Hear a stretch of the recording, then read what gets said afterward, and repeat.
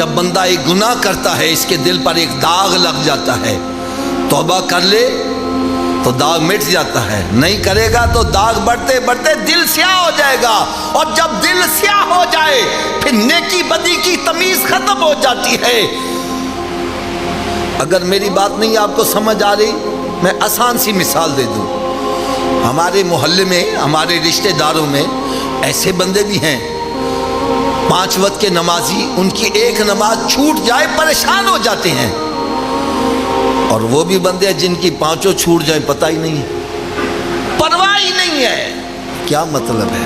جس کی ایک نماز چھوٹ رہی ہے اس کا دل صاف ہے، سفید چادر کی طرح ہے، چھوٹا سا داغ لگا ہے، بڑا بدنما لگ رہا ہے، اور جس کے نمازیں چھوٹ رہی ہیں اس کا دل ہی سیاہ ہو گیا ہے، سیاہ دل پر مزید داغ لگے پتہ نہیں چلتا۔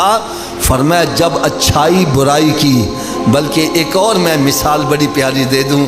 میرے آقا صلی اللہ علیہ وسلم کی بارگاہ بے کسمنہ میں ایک صحابی عرض کرتے ہیں، یا رسول اللہ صلی اللہ علیہ وسلم ہمیں کیسے پتہ چلے ہمارے اندر ایمان ہے کہ نہیں ہے؟ یہ کن کو فکر ہے؟ صحابہ کرام کو، اور آج ہمیں فکر ہے۔ یا رسول اللہ صلی اللہ علیہ وسلم ہمیں کیسے پتہ چلے ہمارے اندر ایمان ہے کہ نہیں ہے؟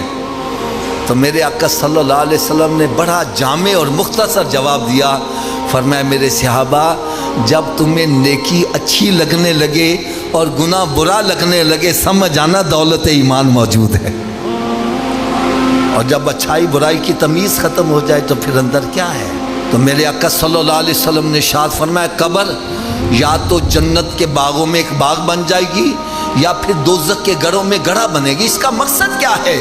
اگر نیک اعمال کر کے جائے گا وہی قبر کہتی آنے والے تیرا آنا مبارک ہو، تیرے آنے سے پہلے میں مٹی کا ڈھیر تھی، تیرے آنے کی وجہ سے میرے اندر جنت کی طرف سے کھڑکی کھلی ہے، تو نے مجھے آ کر سکون دیا، اب تو نگاہ اٹھا، جہاں تک تیری نگاہ جائے گی میں کشادہ ہوتی چلی جاؤں۔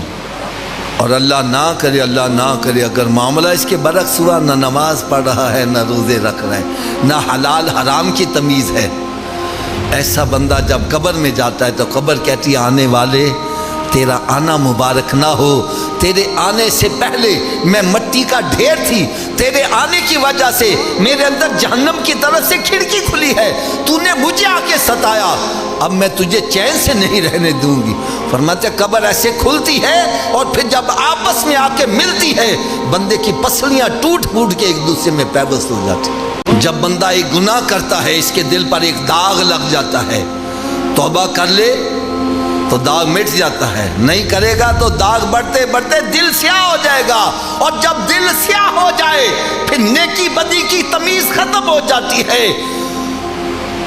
اگر میری بات نہیں آپ کو سمجھ آ رہی، میں آسان سی مثال دے دوں۔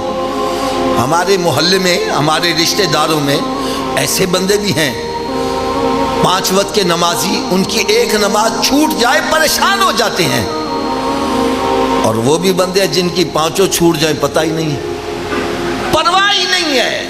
کیا مطلب ہے؟ جس کی ایک نماز چھوٹ رہی ہے اس کا دل صاف ہے، سفید چادر کی طرح ہے، چھوٹا سا داغ لگا ہے، بڑا بدنما لگ رہا ہے، اور جس کے نمازیں چھوٹ رہی ہیں اس کا دل ہی سیاہ ہو گیا ہے، سیاہ دل پر مزید داغ لگے پتہ نہیں چلتا۔ فرمایا جب اچھائی برائی کی، بلکہ ایک اور میں مثال بڑی پیاری دے دوں۔ میرے آقا صلی اللہ علیہ وسلم کی بارگاہ بے کسمنہ میں ایک صحابی عرض کرتے ہیں، یا رسول اللہ صلی اللہ علیہ وسلم ہمیں کیسے پتہ چلے ہمارے اندر ایمان ہے کہ نہیں ہے؟